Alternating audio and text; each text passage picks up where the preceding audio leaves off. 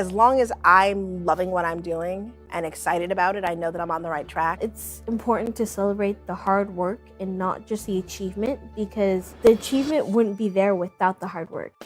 You're gonna hear a million no's before you hear that one yes. If you can make it to that one yes, then everything's worth it. That's what I've learned the most, not to be scared of what people are gonna think, because at the end of the day, the only thing that matters is what you think. If the idea is there and the intention's there, the how you get there will come together. The journey is important. It's so important. I keep saying again and again.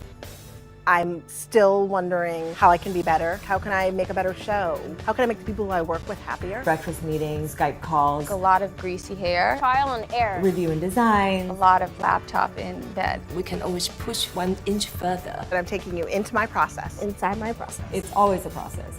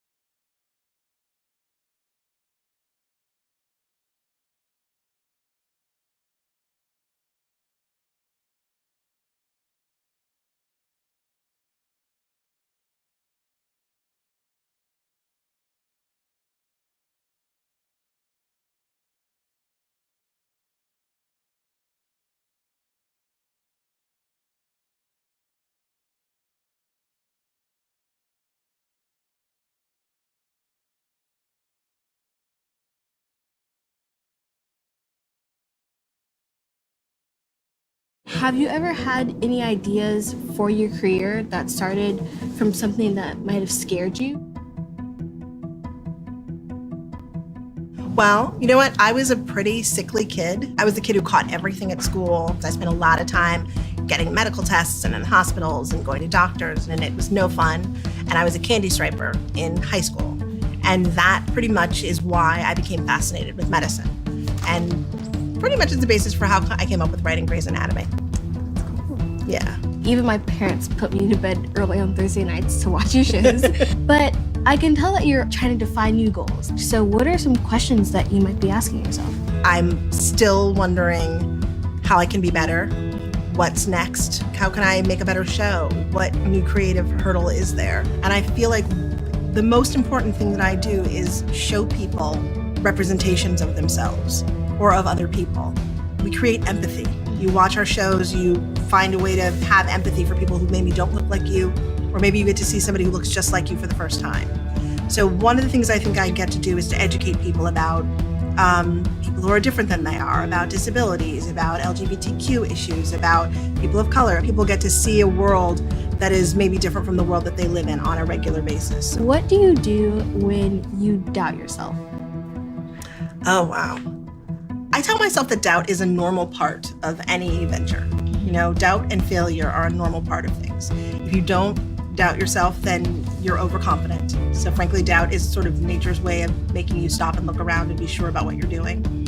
And failure is a way of figuring out what didn't work so that you can go and figure out what does work.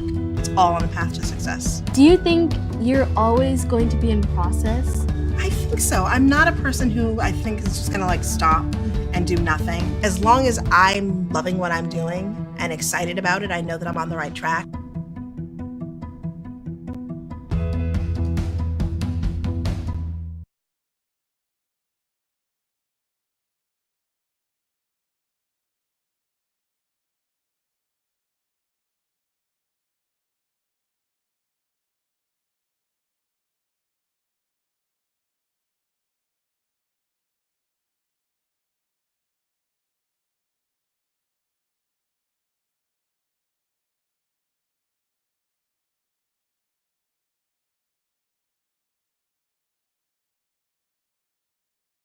There's one time when I was at an expo when we had a booth and I had finished speaking a while ago, and the security guard was like, "Wait, what are you doing? Why are you wearing a speaker's badge?" I was like, "Oh, I have a booth inside and I spoke a couple of days ago." And he was like, "No, that must not be your badge because you're supposed to have a kid's badge." And I was like, no, I have my own company. It's called Me and the Bees, and I started it when I was 4. He was like, no, I'm going to have to talk to your parents about your badge because you aren't allowed to have that. We had to go to the badge station. So they looked me up in the database, and then he was like, oh, I'm sorry. I didn't understand. Here, let me escort you back to your booth. And so that was just like one example of people saying, no, you're too young. Like, they aren't really accepting of the fact that I'm 13 and I have a company. After, I was like, oh, no, it's okay. Here, take some lemonade. It's kind of funny. I would say to know your company, to have a sense of humor about what you're doing, and to not be always super serious. And I would also say to not be afraid to kind of like stand up for who you are and what you believe in.